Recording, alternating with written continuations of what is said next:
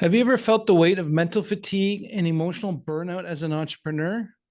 Well, today I want to talk about a personal experience and the importance of taking care of your mental health as a growth mindset ADHD entrepreneur.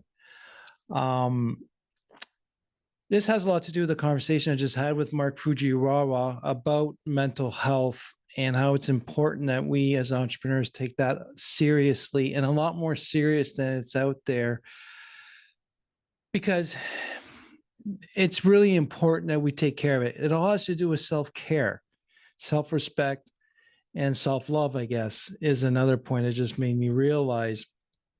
So for me, the last few months, almost 8 months now, it's been an emotional roller coaster ride with a lot of people leaving the engineering company. How they left was it hurt a lot. And try to save the company, try to save the customers, try to save all the work. I never realized it became an emotional burnout and a mental exhaustion. And, emotional burnout on entrepreneurs, it really impacts our productivity, our emotional regulation, and we just toss out self-care. We just stop caring about ourselves. We put everyone else forward. We put everyone else first.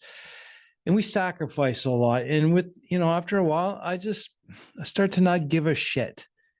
And a good friend of mine, I was talking with him, and he said that I think it sounds more like mental exhaustion, emotional exhaustion, more so than, say, a depression, even though I was having a lot of depressive moods lately. But man, I was just starting to not care. So just to recap a little bit with the conversation I had with Mark, I said the first thing when shit hit the fan here, when the partner left and all the staff left shortly after, I made a decision that I was going to take care, keep my routines, my workout routines, not change it up. It's going to be hard. It's going to be difficult, but I'm going to keep going to the gym every day. After a while, that stopped happening. And I didn't realize it completely stopped. And I fell out of that habit and I was starting to go downhill and spiral out. Then I found an engineer. He was going to come and start. He didn't show up. That was rock bottom for me. And I started not to care. So I was starting to get short. Lack of better word, I was starting to crack. It didn't take much. I was just like so depleted, so energy drained that I just didn't know how to move forward. Didn't take much for it to get me frustrated and start being a little hard on my staff. Then I realized if I keep this up, I'm going to be hard on the clients. And all because I stopped taking care of me. So the self-care just went out the window. And luckily, based on some past experiences and my reflection of those experiences, I start to notice I'm at the point now where I'm starting not to care. The last time I realized that I did not care was after I lost my first company, after I got into a bad partnership. So I took a day. I completely disregarded the clients.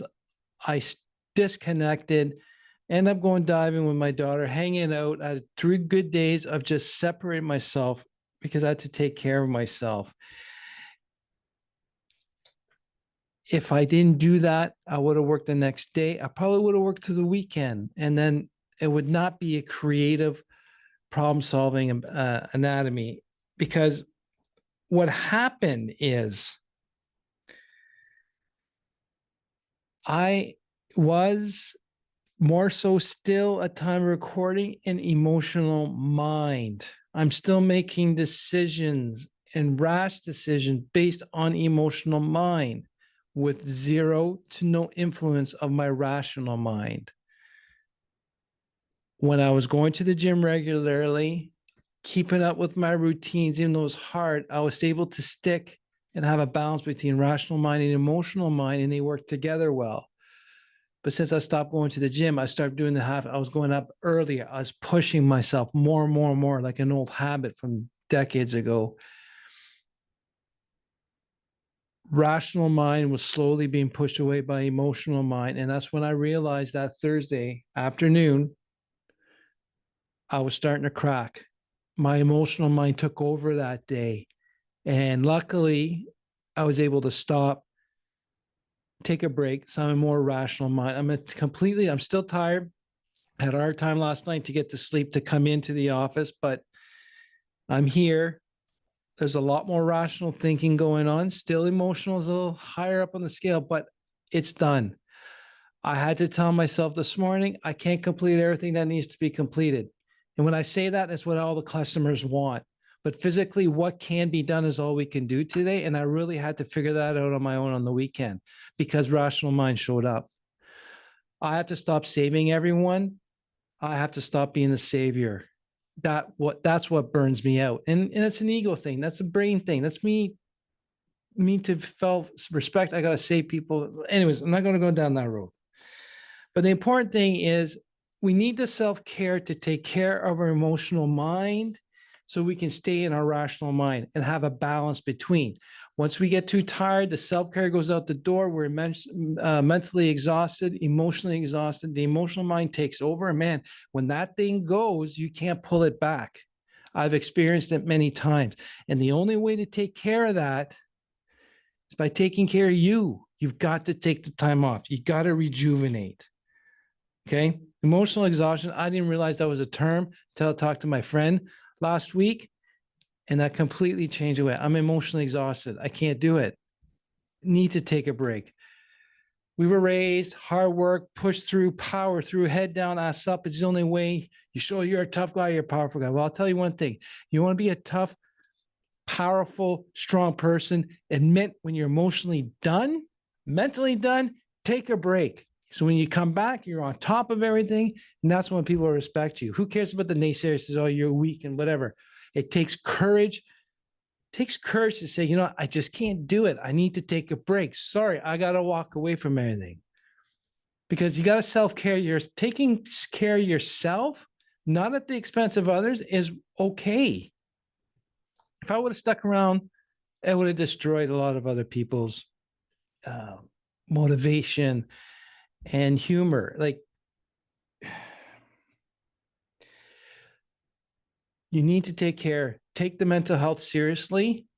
Don't just say that you're doing it and that's what we talk about and fuck all is done.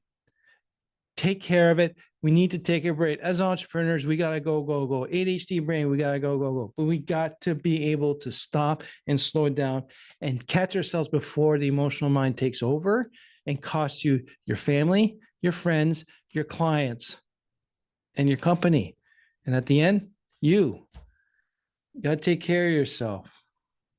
So prioritizing mental health definitely improves your decision making and also the enjoyment of doing what you love, enjoyment of having people around and people enjoying you around. Because if you keep hiding it and pretending it's not a big thing, it will come to haunt you and kick you in the ass. And hopefully that's not enough of a kick that you can get back out of it. But for some, you can't get out of it. So we got to take care of it now. Reach out to a friend that you're struggling. You don't know what to do. You don't need to solve all your own problems. Just talking to someone out loud is important. I reached out to 2 people on this weekend, and those people helped me. All they did was listen and ask me different questions to contemplate. So in the end, please listen to the conversation I had with Mark this week. We're going to finish it up next week.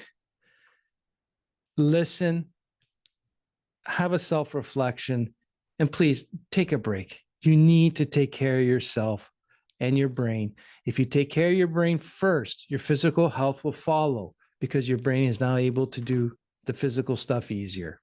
So take care of yourself.